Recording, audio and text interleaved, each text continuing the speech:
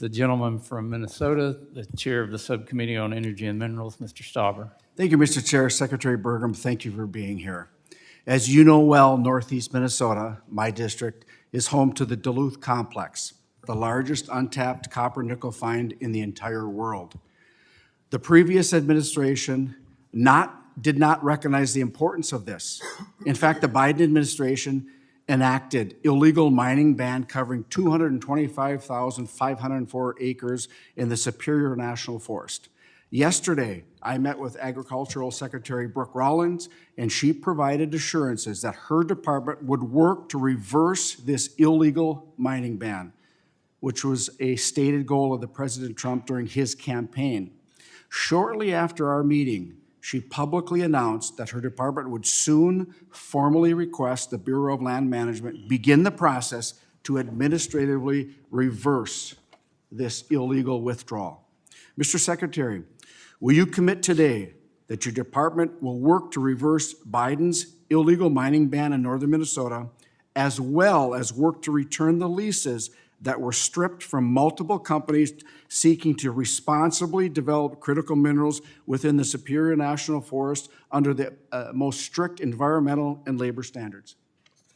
Representative, the answer is yes, and look forward to working again. Appreciate the support from Secretary Rollins, but what you're touching on here is of absolutely essential to our national defense, as people may have read in the press yesterday. But I mean, we're in a position where China has a stranglehold. They control 85% of rare earth mineral refining on the top 10 of the mid and heavy rare earth minerals. It's 100%. And we can't build a fighter jet, a car, a cell phone, an MRI machine. We can't build anything in this country without those. And we've allowed ourselves to get into a position where we've got an adversary that completely controls the entire global supply chain. We've got to get back into mining in this country for national security reasons. Thank you. Switching gears now to an issue involving the gray wolf in the Endangered Species Act. According to the U.S. Fish and Wildlife Service and the Minnesota Department of Natural Resources, officials estimate we have over 2,700 wolves in Minnesota today, the vast majority of which are in my district. In fact, over half the lower 48's gray wolf population is estimated to be found in Minnesota's 8th Congressional District. That said, we know that this figure is an extreme undercount by the magnitude, if not thousands more wolves are in Minnesota, northern Minnesota. When the gray wolf was listed as threatened under the ESA in 1978, a recovery goal of 1,250 to 1,400 wolves was set for Minnesota. It's clearly far beyond that.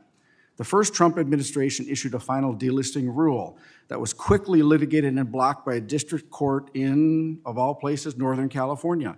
Even the Biden administration, to their credit, sided with the science, agreed with the delisting, and defending this ruling.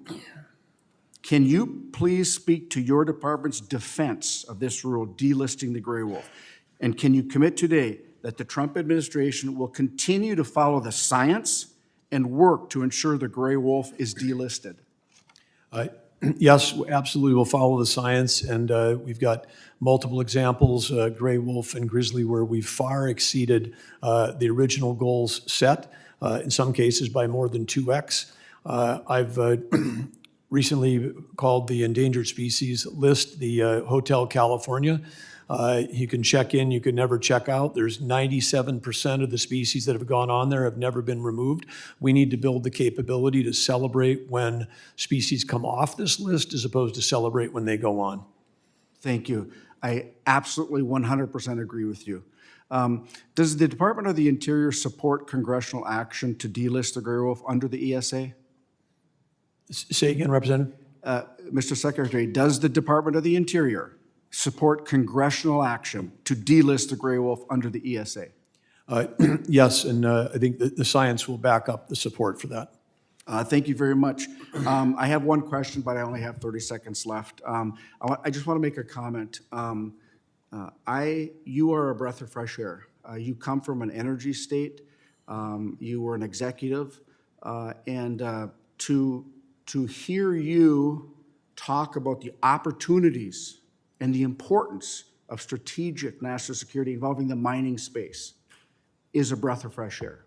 We must mine these critical minerals here in the United States and not depend on China like the former administration did. And Mr. Chair, I yield back.